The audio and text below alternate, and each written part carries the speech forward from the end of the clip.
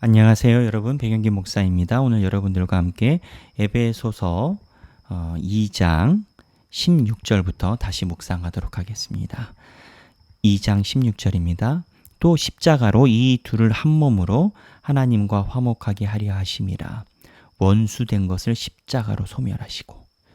어제 이야기 말씀드린 것처럼 유대인들과 이방인들 사이에서 할례냐 아니냐 가지고 싸웠던 그거를 이제 없애고, 기준이 할례가 아니고 피부색이 아니고 십자가의 피. 근데 예수님의 십자가의 피를 기준으로 삼다 보니까 둘의 기준이 사라지는 거예요. 여러분, 우리는 그걸 알아야 됩니다. 기준이 하나님의 기준에 가까이 가고 기준이 높을수록 하위 기준은 그냥 의미가 없어집니다. 의미가 없어지고 사라져요. 그런 생각을 우리가 한번 해볼 필요가 있습니다. 우리가 가지고 있는 뭔가 꼼꼼하다 또는 촘촘하다라고 생각하는 것이 어쩌면 그거보다도 더 큰 틀 안에 예수 그리스도의 피, 예수 그리스도 안에 있는 믿음, 예수 그리스도 안에 있는 공동체라는 것을 두고 봤을 때 그냥 녹아져 내리듯이 그 기준이 어쩌면 필요가 없는 그러한 상위 기준이 있을 수 있다. 라고 우리는 봐야 됩니다. 저는 개인적으로 지금 유대인과 이방인이 예수 그리스도 안에 지금 하나가 되려고 노력을 하고 있거든요. 근데 그 기준이 문제니까 더 큰 기준을 보라고 하는 건데, 교회에 대한 공동체 인원들이 악한 생각이나 공중의 권세 받은 자들에 대한 생각으로 무장한 것이 아니라 하나님 안에서 같은 마음으로 하나님의 교회를 일구고 있다면 신뢰관계 안에서 어쩌면 하위 기준보다 더 큰 예수 그리스도의 피 안에 형제됨이 모든 것을 녹아내릴 수 있다라고 봅니다. 이게 모든 것이 다 통하는 건 아닙니다. 에베소서 2장 1절에도 공중의 권세 받은 자에 대해서는 명확하게 이야기를 합니다.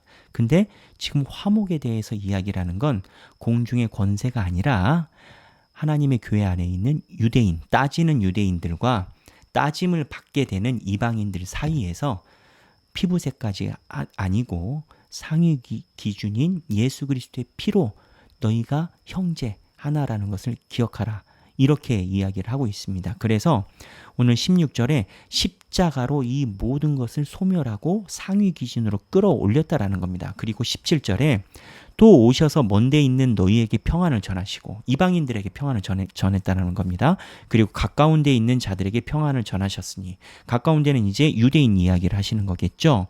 그리고 18절, 이는 그로 말미암아 우리 둘이 한 성령 안에서 아버지께로 나아감을 얻게 하려 하심이라.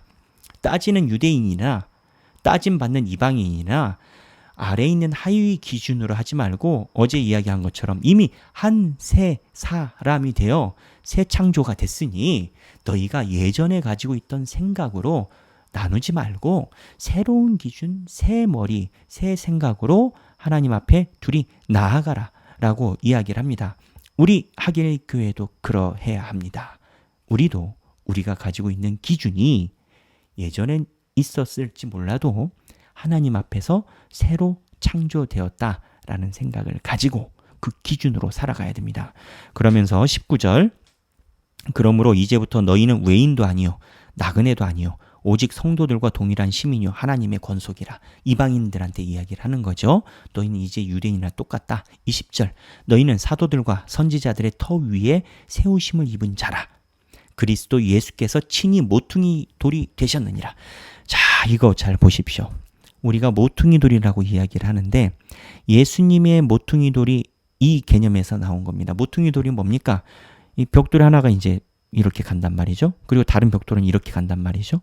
이 두 벽돌이 만나는 지점에 직각으로 있는 가운데 껴있는 게 모퉁이 돌이거든요. 그러니까 예수님이 하나님의 교회 안에서 예수님을 바라보는 사람들을 오른쪽과 왼쪽을 통합하시고 그 기준이 아니라 더 높은 기준, 예수 그리스도의 피로 너희는 새로 창조된 사람이다 라고 모퉁이 돌이 되셨다라는 겁니다. 이 모퉁이 돌은 교회 성전을 비유하고 이 성전 안에 있는 교인들에 대해서 예수님이 중개자가 중도자가 되셨다라는 걸 이야기를 하는 거겠죠. 그래서 교회 안에서도 예수님이 하셨던 모퉁이 돌의 사역을 하는 사람이 있어야 합니다. 교회도 많은 사안을 다루기 때문에 가지고 있는 기준들이 여러 가지가 있을 수 있습니다. 기준이 틀렸다는 게 아니에요. 유대인들의 말이 틀렸다는 게 아니에요. 이방인들의 말이 틀렸다는 게 아니에요. 핵심은 뭐냐? 그 기준을 녹아내리는 더 큰 기준이 있기 때문에 그 하위 기준을 가지고 갑로늘박할 게 아니라 예수 그리스도 피로 다 덮어졌다라는 거예요.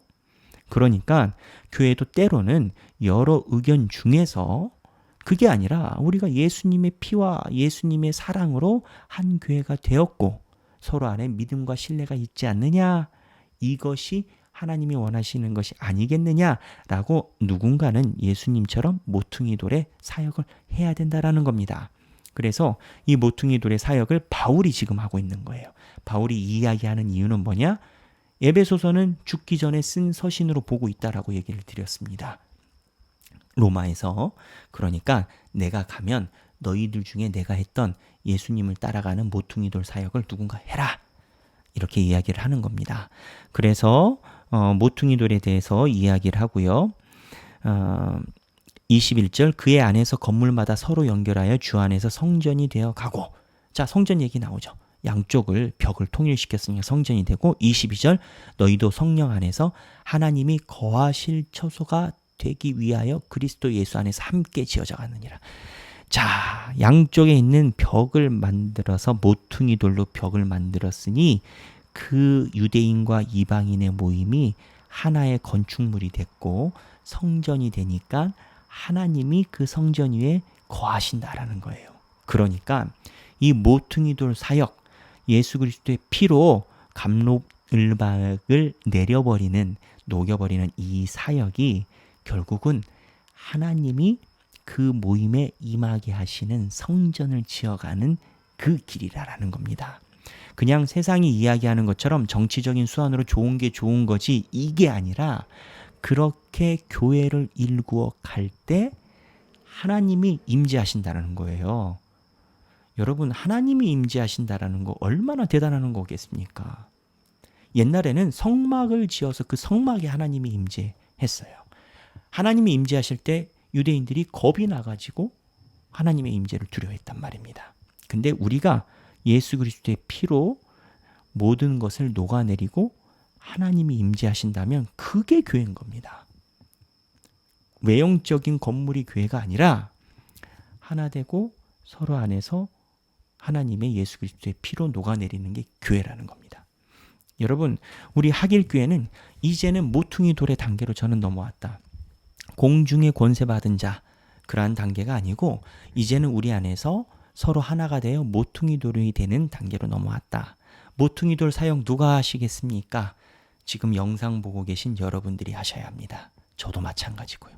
우리 모두 예수님께서 하신 사역을 따라서 하나님의 교회와 또 세상에서도 주님의 모퉁이 돌이 되시는 저와 여러분들이 되시길 주님의 이름으로 축원합니다. 감사합니다.